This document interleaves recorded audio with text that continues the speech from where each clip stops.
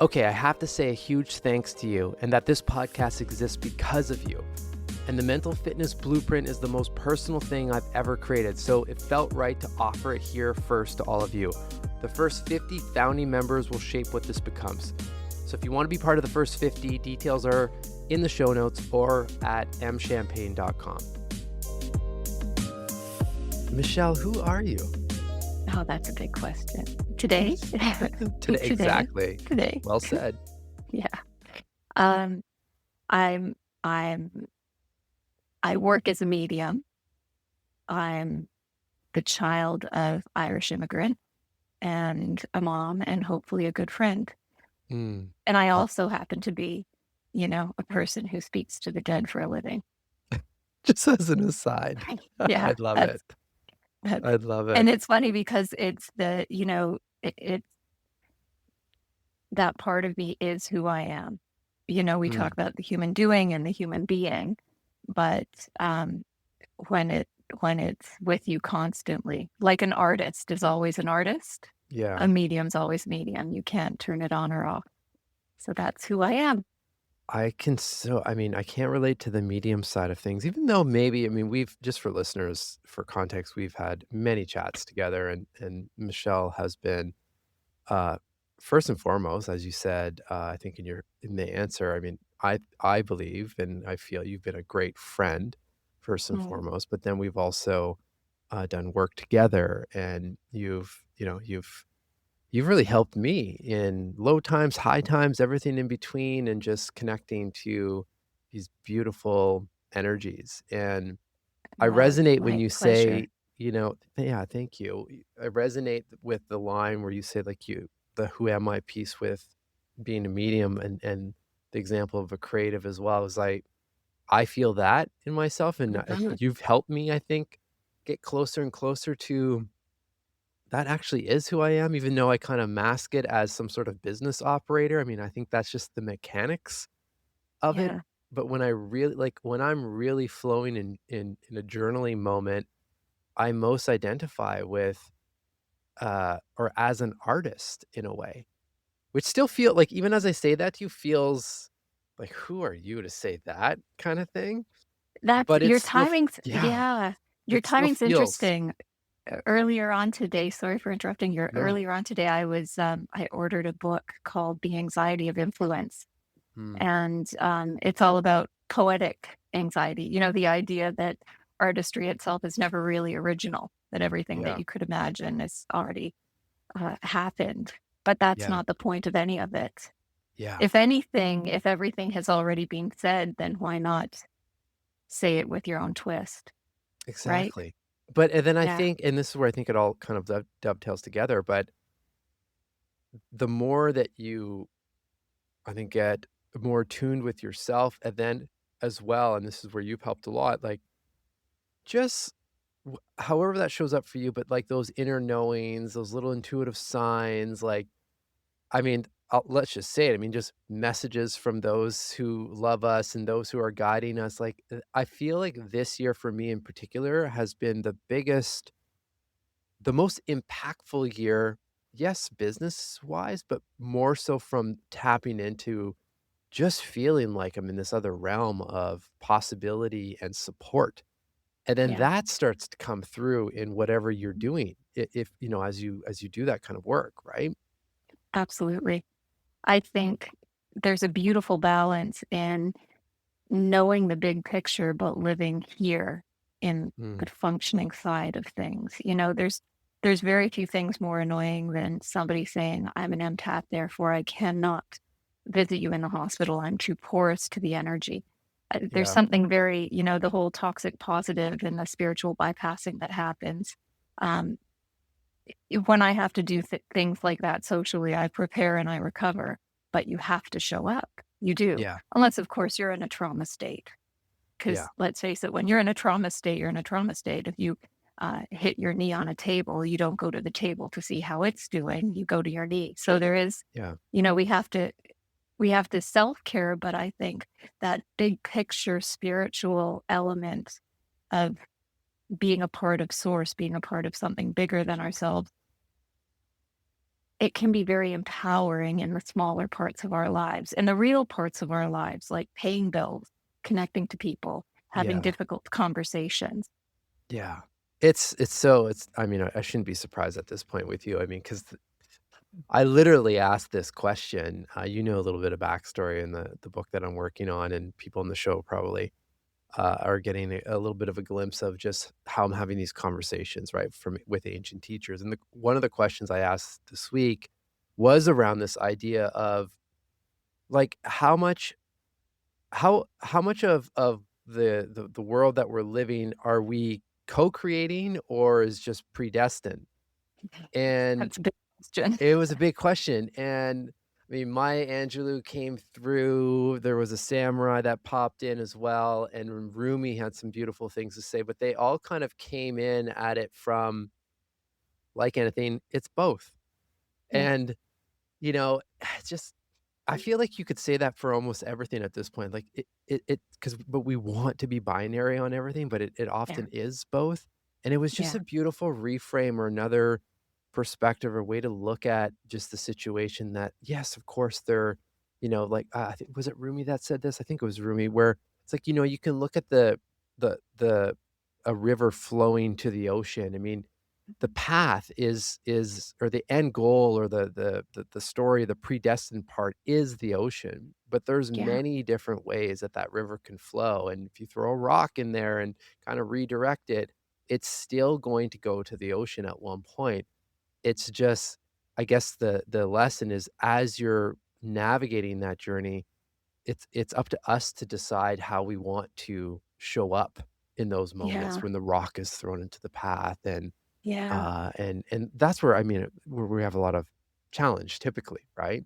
Of course. Of So, course. And we need to structure things to a certain extent along the lines of phallocentrism. We have to be linear to because we live in the world of calendars. yes. But the truth of the matter is our emotions are much like our body. I call it palimpsestic. Not palimpsestic, sorry. That's not the word. Palimpsestic is when you write over something as Okay. opposed to a fresh, clean palette. Mm. Um, but Never heard that there word, I is love that. yeah, there is that as well. Um, but the idea of going forward a little bit and back a little bit is really the truth of all of our human experiences. Progress is Mhm. never just one single straight line. Yeah, Um, yeah, so and nor is grief, yeah. which is a I was great just gonna bring up teacher. so just Yeah. again, for everyone listening, I know there are a lot of new ears listening and people, and thank you for being here. I deeply appreciate all of you. Uh, I say that because Michelle has been on before, and we covered a lot of her background and the work and so forth. We'll do a little bit of that just for context and so forth, but the reason, we're chatting is, like, anytime I receive a message from Michelle, you don't even have to ask or say anything, I just see your name and a smile comes to my face, and this happened recently where you said something to the effect of, "I feel like we need to talk about grief," and I'm like, "Okay, let's do it, let's book it."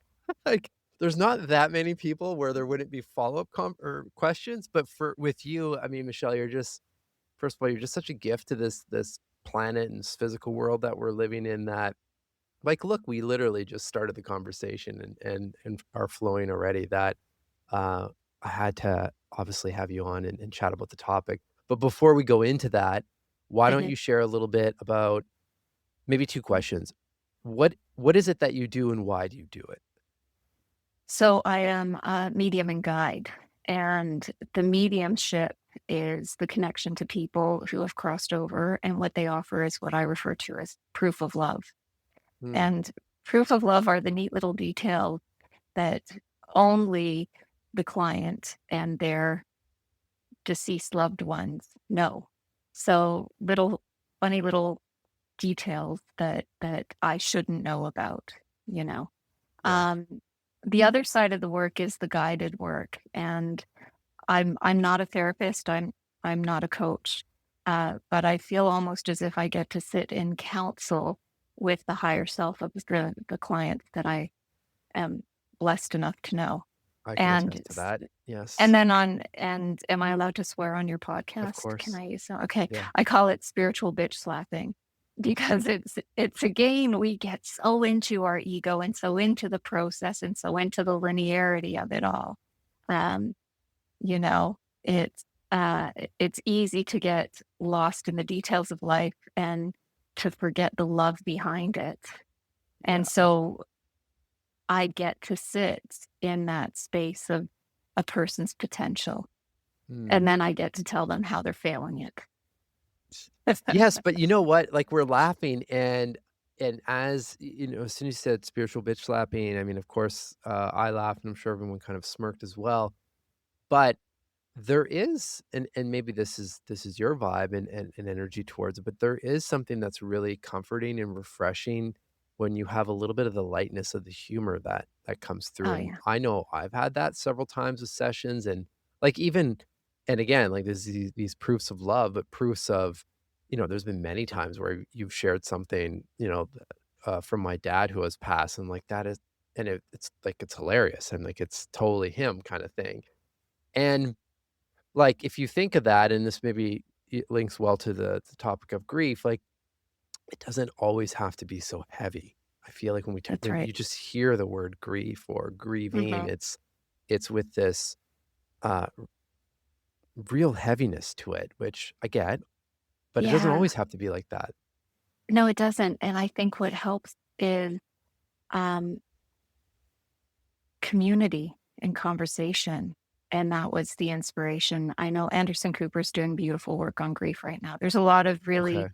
wonderful things happening around grief and the bereft have places to go that maybe they didn't have to go before.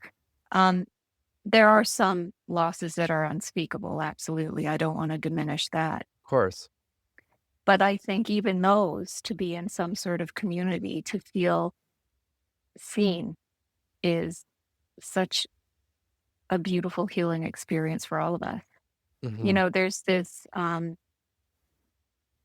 something about the whole the isolation of grief can be crippling.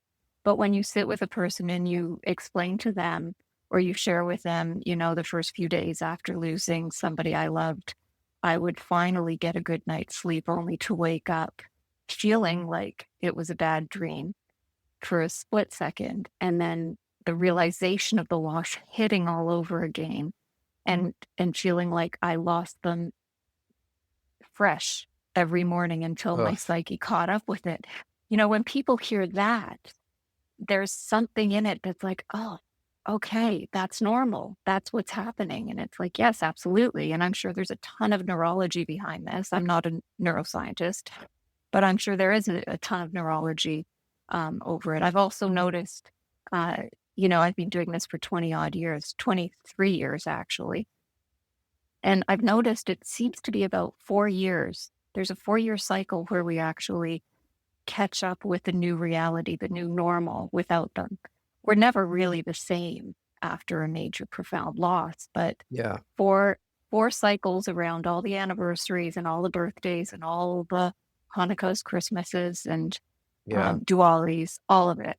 Um, it seems at the beginning of the fifth year, entering the fifth year, leaving the fourth behind, there's there's a new acceptance. That's what I would call it. And when people hear this, because we judge ourselves at, say, 2 years post loss, and we think we should be better, we should be doing this. And again, that's that linearity. That's that Mhm. ridiculous idea that there is a before, middle, and after in grief, but there's not. In fact, time Yeah. itself is warped in grief. We go from having calendar days to two basic status, before and after, right? The person we were before the loss is one thing, and the person we were after the loss is another.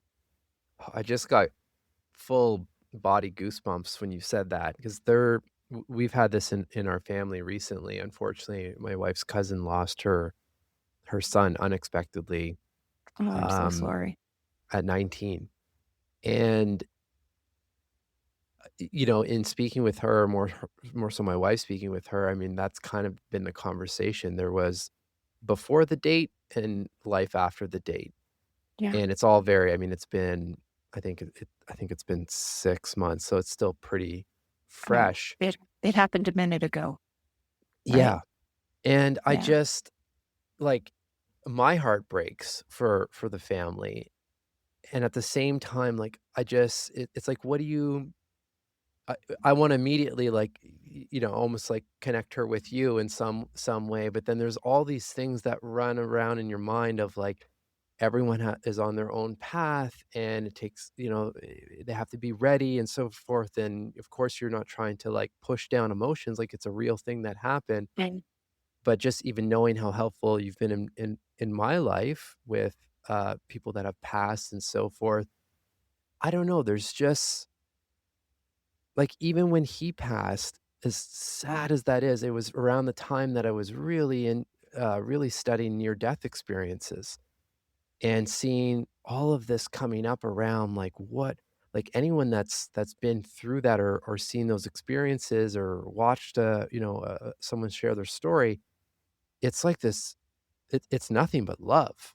And and mhm, and for me, like, I was thinking of that, like, of course, you want someone in the physical world, you want someone to be with you as long as possible, but for absolutely. whatever reason, uh, he was around for 19 years, and I'm really confident that wherever that he's in a really great place, and, like, it but it's us that's left over, and, of course, like, Yeah.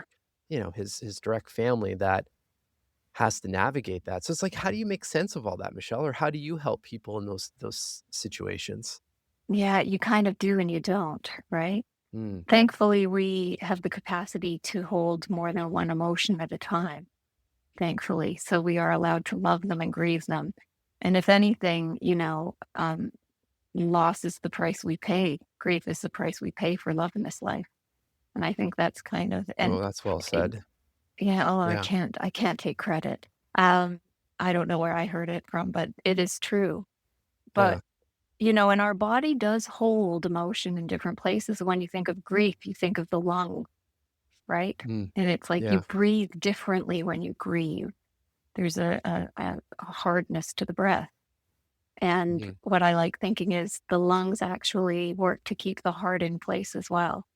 So there's something almost poetic about our biology. And to that end, one of the best things we can do is in a grief state while we're experiencing it, we need to take care of our brains. We really do. We need to have good nutrition and we need to try to sleep. We need to do whatever it is, whether it's natural or pharmaceutical, whatever it is, we need to be mindful of our brains and our brain health and yeah. our body health. I know for me, I have this weird quirk when I'm grieving heavily, I can't chew food. Every time I chew Oh, food, I just really? burst into tears. It is the strangest thing.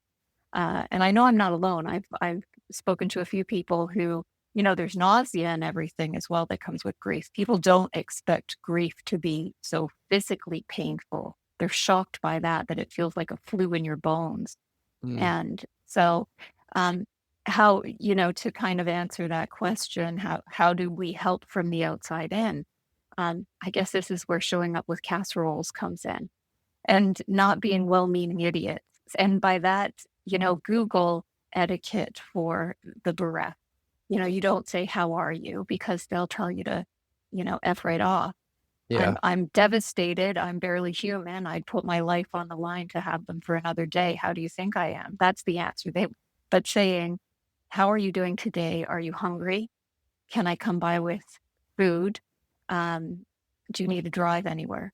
And then also remembering long term, because unfortunately, when somebody passes on, there's almost like a popularity contest that happens around the bereft, but only for a minute, the busyness of the ceremony of death. yeah. Once that passes, I remember having so many beautiful, beautiful casseroles and lasagnas and everything when mom and dad passed, light of heaven to them. Um, and then 4 months later, you know, nothing, Well, life nothing. just resumes, but It doesn't does. really resume for you And it and the doesn't. yeah. No, you're irrevocably changed. You're stuck in the after, which is not on a timeline, you know, Mhm. because Yeah, love has no beginning and end. And so our loss also has no beginning and end. And I often describe grief like it's like a hand in front of your face, and the loss is the immediate hand in front of your face, and then having to kind of learn to peek around it, but it's always there. Okay. On a good day, you can tilt your head and see past your grief, but on a bad day, it can be really blinding. And Mhm. so I think in supporting the bereft, it's important to kind of put it in our calendar 4 months, 6 months, 2 years, remembering the person who was here and also not asking how they died. That is so morbid. Yeah. Yeah, yeah. Asking what they were like when they were here. What were their interests, you Mhm. know? Yeah. Those are better questions. For those who are grieving and for clients of yours that you work with that are grieving, I mean, of course, everyone's different and all the circumstances are different, but are th like, what have been some of the themes when you're connecting to those who have passed and so forth? And, like, just I guess maybe the reason I asked the question is for anyone that maybe has not dived into any of your work or anyone else's in this realm, I guess let's share what may be possible or what kind of feelings could come up and so forth, or how it could be helpful. Huh, that's a big question, but a good one. Um,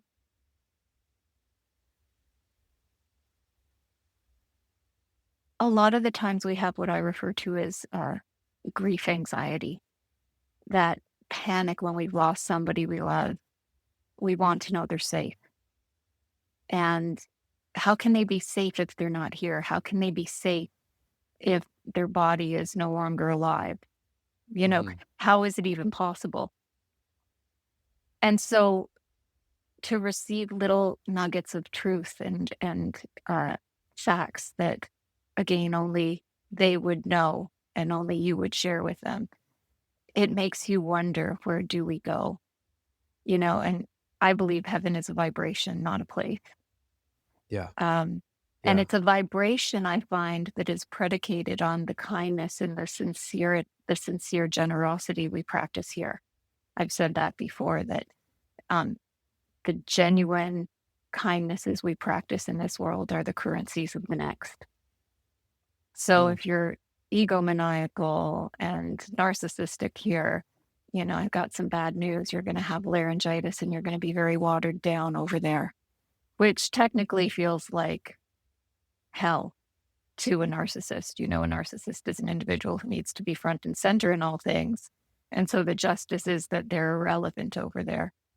mm. Um, Well, is so, it there lit- or is it coming back? I mean, this is we're obviously going down some pretty big yeah, spiritual paths, but again, I just can't unsee all of these near-death experience, and they're yeah, so consistent that it's nearly yeah, impossible not to be like, "Well, there's clearly something going on there," and what I've taken from those experiences is that we come here to learn certain lessons, and sometimes it takes multiple attempts yeah, and over again, and, like, when I'm hearing you say it, like, on the narcissism side, I mean, that might be that was kinda one season of you being thrown into this physical world, then gotta come back and try again, but it seems like when you go to wherever you go, and well said, I mean, again, all these these situations where people are recounting what they experience, it's like, usually I can't it's not really a visual, it's more of a feeling and a yeah, vibration.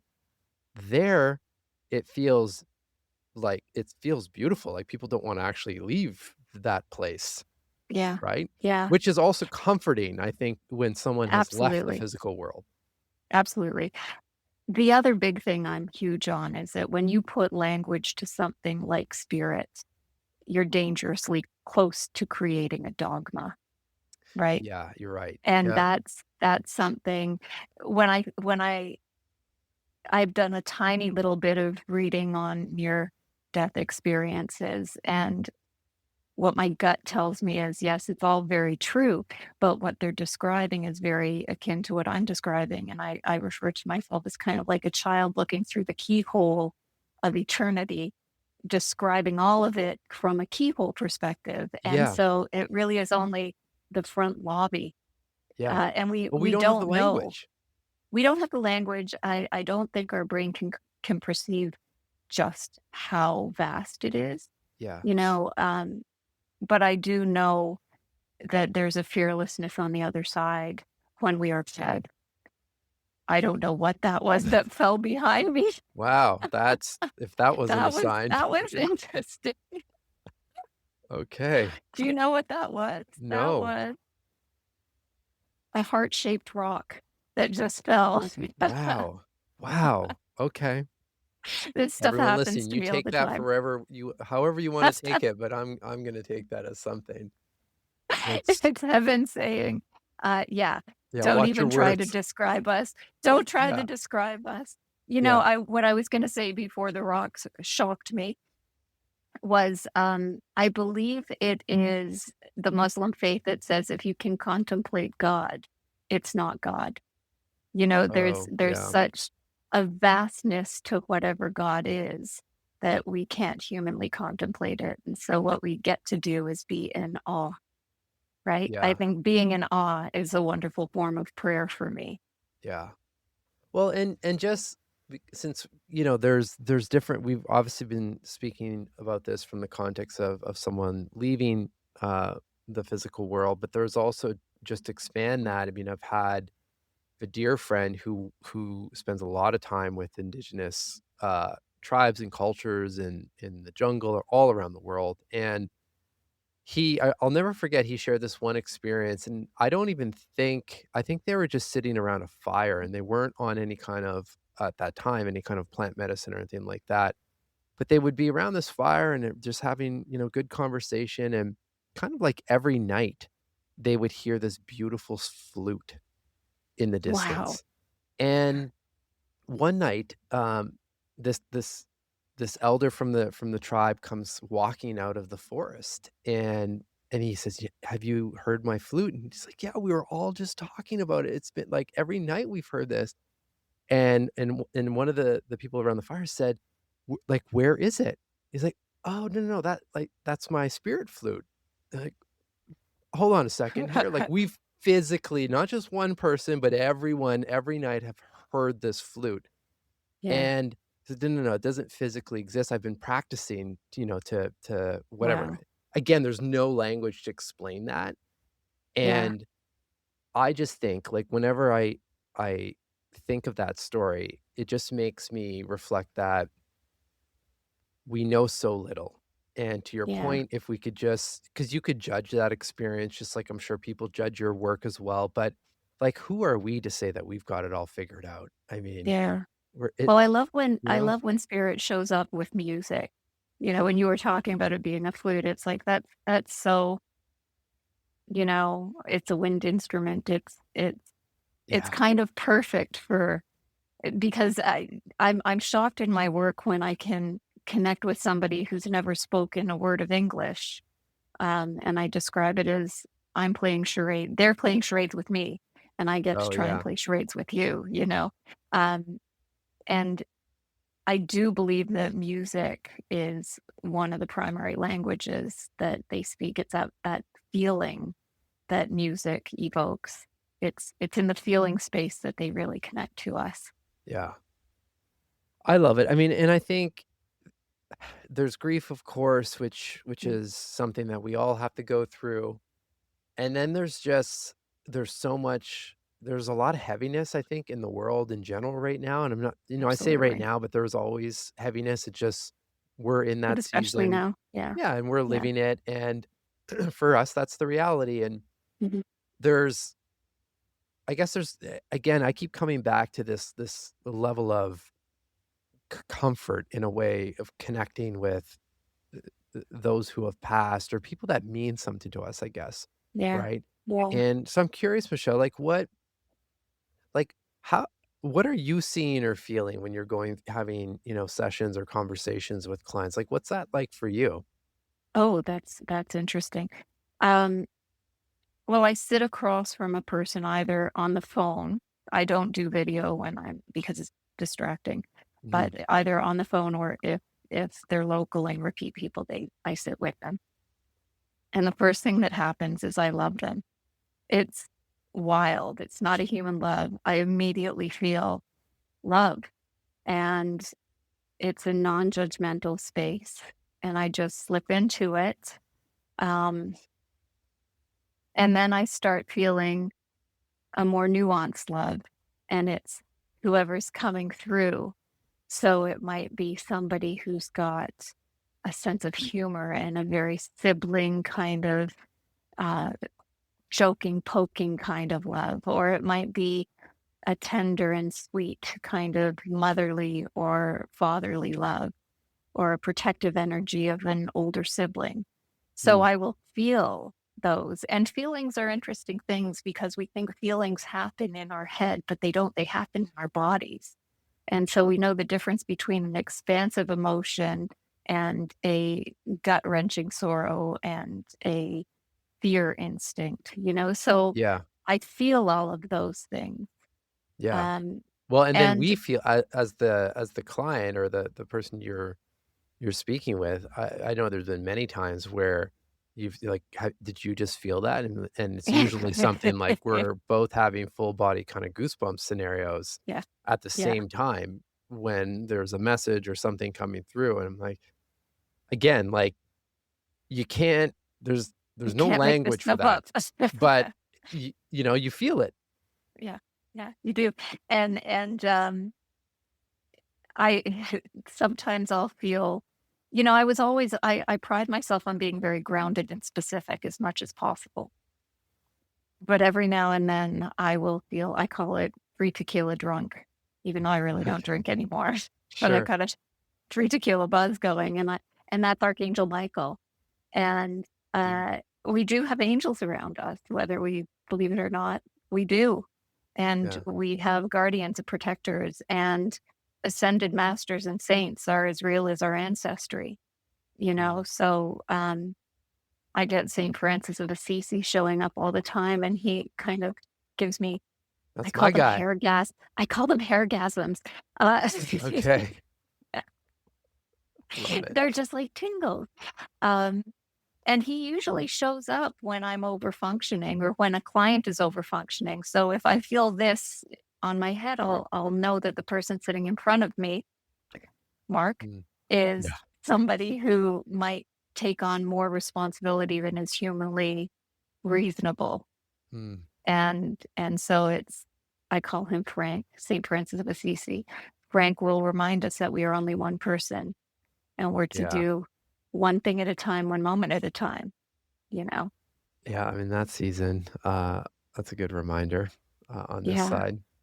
And I Yeah. think I mean, you talked to so many people, I wouldn't expect you to remember this, but I remember when he came up in one of our calls, and I think there was something about it that was, um, not jarring, but just, like, I almost like the language was like, I know that name because I don't know the archangels and so forth, Mm, and I didn't grow up that with that in my background, so but I'm like, for some reason, there was something with Saint Francis, and sure enough, I went through past photos where, my wife and I went to Italy, and one of the stops was where he was, like, where he's literally buried, and, was that church, and holy smokes, like, what are the odds of that? Of all the places we could have gone, like, I yeah, physically went to that location, and, he seems to show up quite often, at least when yeah. we're having our calls and so forth.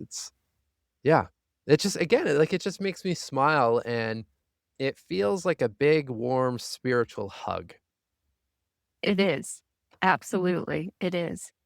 And I've taken to also, there's this lovely sentiment I heard recently that God has no grandchildren, Mm, and I love that idea yeah, that God has no grandchildren.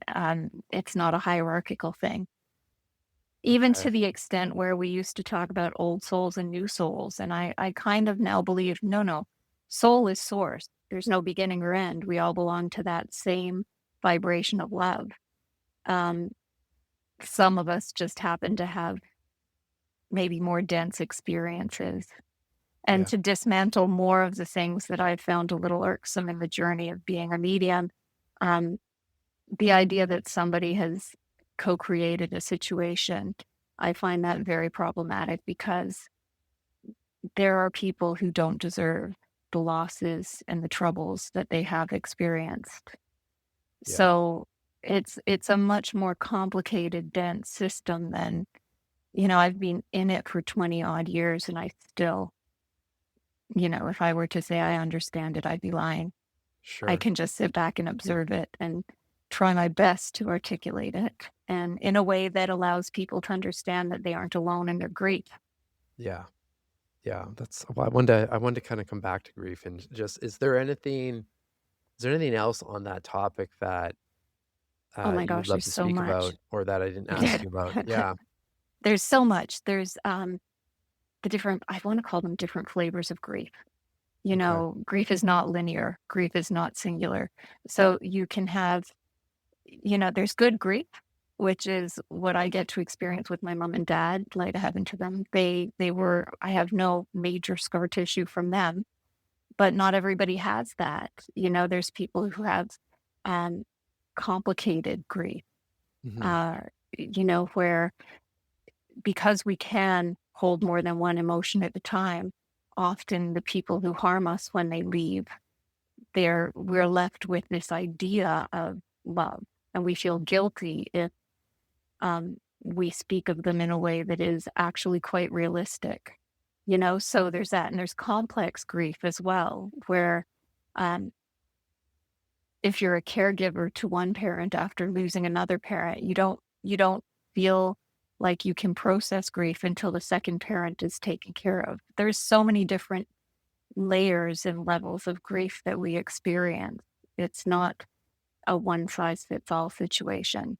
And I think it's important to honor it for what it is. It's Yeah. not it's not a pissing contest. And if it were, I wouldn't want to win it. That's for sure. Yeah. But but there are legitimately some unspeakable griefs. Some griefs are easier than others. And so there's so much to talk about But in the grief space. I guess what's the overlap or the yeah, again, it's hard, like, I'm trying not to paint a brush around, like, "Do Yeah. this and everything will be easier," but also at the same time, like, especially, in those scenarios where there's, like, unspeakable grief, I mean, you also as the people around those who are in those situations, like, you want them to also be able to continue to live, right? Yeah. And Yeah. so I guess in a situation like that, what are your thoughts? Um, Self-care, patience. Time doesn't heal, but it allows us to acclimate. Um, and we do need to be patient with even the people around us because they are often well-meaning and they genuinely don't understand what it's like. Yeah, You know, um, Taking time alone is really important, but not getting stuck in that space. Again, we don't do grief, grief does us. Um, and little bits and pieces, like we often think that once the shock of loss has passed, we think we get stuck missing them. And what we're actually missing is their company and their presence. So, how would I put this? There's times you miss a person because it's their anniversary or you see something that reminds you of them and you feel mhm, it in your gut. And then there's other times you're in the car or you're randomly at the grocery store or something and you think of them and it's mid thought. That yeah, mid thought is actually them texting you from heaven. And if you yeah, were to receive a text from them while they were alive, you wouldn't start crying. You wouldn't start feeling terrible. You'd be like, oh, look, a text. yeah, You wouldn't ask that text what the meaning of life is. You would say, they love me. They're thinking of me. That's lovely. If we can give ourselves that same, maybe it's magical thinking, but it certainly helps knowing yeah, that they are with us when we think of them in those profound. in random ways. Mhm. Well, and I imagine that just that again, that takes some time and a little bit of almost in a way of like this kind of the mental fitness part of it, like kind of takes Yeah. some mental training and because again, we're not wired to think like that and people No. don't kind of speak in that language, but I know that's what's has always been really helpful for me when we're having our chats, whether it's, grieving people that have passed, but then also the other thing for me is like when working on things and life just gets really hard Yeah. and Yeah. like name the million circumstances that obviously that shows up in. But again, having like that grocery store text moment or the butterfly going like flying by and like kind of like and you just notice it. It's like Mhm. just like what you said around like we miss the person's presence. Yeah. But if we can pause and actually feel the presence that's there actually literally all the time, Yeah. then it Yeah. slowly starts, to kind of seep in, I think, in a different way. And, the other reframe that I think is really important for people to understand is when we're in the early and acute stages of our loss, every thought we have is of them. Mm, And as time passes, hopefully, life starts happening to us again. And so we find that we at first become distracted by things, and then eventually we might enjoy things. And one of the compulsions is to feel guilty after we've had a good hour or a good day. And what we need to understand is forgetting they're dead is not forgetting them. If yeah. anything, they may be behind that good hour. So instead of having a good hour and then feeling like the worst person on earth because how could you dare have a good hour without them being here? That is a natural compulsion. Instead of going there, I've constantly told people maybe they are behind the fact that you were anesthetized from that law. Maybe they moved heaven and earth so that you could forget your pain and feel alive again. And that is what they want for us. And Yeah. so instead of going to the sorrow, take just one breath and say, I know you did this. I know you anesthetized me from the loss and allowed me to enjoy life again. And I appreciate that and miss you. Mm, And I think that is it the is. I'm getting growth that is teary-eyed. required. Yeah, That's right? powerful. Every day. I mean, today marks the 13th anniversary of my father's passing. Yeah. And, there's a heart-shaped rock that my bestie gave me when he passed, and that's what fell. No, come on. Yeah. And then when you and I were getting set up, I said, I'm just writing on a surface while I doodle, and I picked up an old album belonging to my parents off the shelf here to write on, and it happens to be Patsy Cline. That was and my dad, I remember him singing "I Fall to Pieces" to my mom and my sister and I, because he was just Mhm. a man loved love. Yeah, yeah, Uh, so all of those wonderful little serendipities, I can brush them all off as just a rock falling off a shelf. And yes, of course, I picked an album and yeah, there was a 1 in 150 chance that it's Patsy Cline. Um, that's not 1 in a million. Or yeah, I can acknowledge that dad's here yeah. somehow. And why wouldn't you? Right? Yeah. Like, that's the other part of it. I mean, why we don't have to rationalize everything and No, we don't. just But we live in want to, don't we? we do, We but really just, do. like, if we can take a moment and Yeah. just be in that moment really Yeah. and feel it and appreciate it, like, is that not where the magic lies? Absolutely. Absolutely. And that grief anxiety I was talking about, I think that's where being very, very specific as medium is helpful because we worry they're okay. We want them to be okay. We don't want them to have just disappeared. And Mhm. that's why I call it proof of love. It's not just proof of their love, it's proof that we still have some place for our love to go, you know? Yeah. Somebody said grief is when love has no place to go, and I wrote someplace on my Instagram that it's quite the opposite. Grief is what happens when love has too many places to go, just not to them, Mhm. you know? Well, and it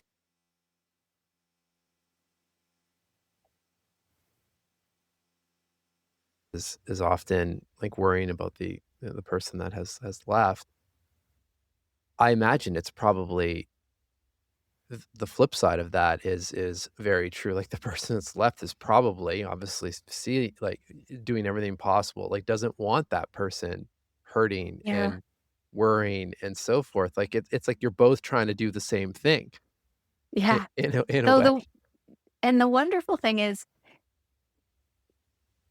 you know, I hesitate around that logic and I agree, absolutely. But here's the other thing. Are we hurting them by feeling hurt ourselves? And this is where the toxic positive can come in, right? And the spiritual bypassing. Yeah. Um, they're going to be with us and they're going to love us no matter what, because for them to worry or even miss us from the other side is akin to sitting in a rosewater bath and smelling bad. You can't do it. Yeah. We've lost the trappings of missing on the other side.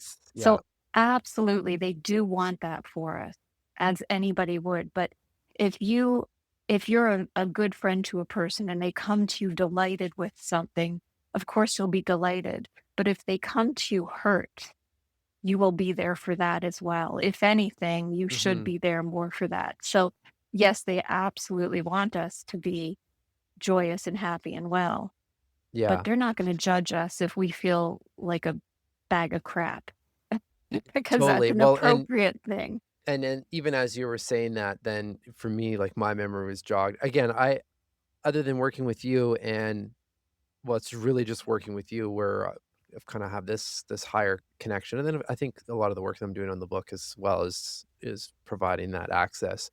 But the only other part is, again, I just keep coming back to these near-death experiences because Mhm. that's my only frame of reference, and that eh, that's also the message that keeps coming back. Like, there's no it's like they cross over and there's no Yeah, worry, there's no fear. It's to your point, yeah, it's just all love, yeah.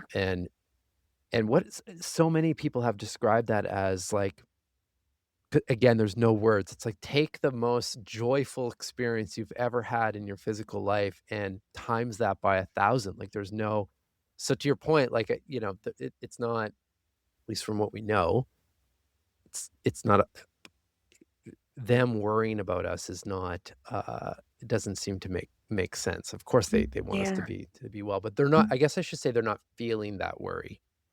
yeah, Yeah. yeah, and I think that's very well put. It's again, it's something that we can't really imagine. We Yeah. can sort of imagine, but we can't imagine. It's hard to have a conversation, Michelle, around a topic where you can't put there's no language for it, like And so I'll quote, Leonard Cohen yet again. I've said this over and over. We are so lightly here. It is in love that we are made, and in love we disappear. mm, Right? This is the waiting room. This is yeah, the waiting room. But we really do need to honor the waiting room yeah, in our soul's journey.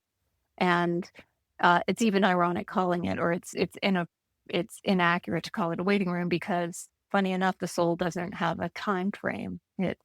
So everything could very well be happening all at once. mhm, yeah. So Michelle, any final thoughts that you'd love to share as we wrap up our time here? I think just that if anybody listening is going through grief, um, they need to be patient with themselves and the people around them. They need to take time. And no, it's not because time heals, but it allows us to come to a space of acceptance. The shock wears off eventually over time. And we can be bereft over humans passing, but we can also be bereft over change, Yeah, loss of job, loss of relationship, um, loss of physical wellness, the, mhm, you know, the age, aging, you know, Yeah, yeah, everything changes. And so grief is a natural part of life, whether it's specific or general or acute. It it's still something that we have to acknowledge, and having conversations about it is incredibly helpful. But they need to be conversations with people who really get it and understand it, who aren't going to tell you to buck up, feel better, time heals. yeah, None of that works. yeah. I've said it before, I'll say it again. Michelle, you're a real gift to this waiting room that you say we're in right now, and I'm just so grateful that I mean, gosh, it's been years now, I guess, since we were first introduced, but that somehow our paths have crossed and continue to cross, and that, again, I can call you a dear friend, and just like I said at the beginning, like, just that your energy is if I feel your energy often, and seeing Mm, your name, like I said, I don't even have to read the message, just brings a full heart, and that's I something love I hope that. you can feel 'cause I can't be the one I can't be alone on that. I imagine any one of your close friends or clients and so forth probably would say something similar, so thank you Oh for what oh you my do day in and gosh. day out. And thank you for what you do. I love your work. It is so necessary in this world of ours Yeah, to thank you. be curious and open hearted and open minded as you are is a real inspiration, Mark. Thank you. I appreciate that.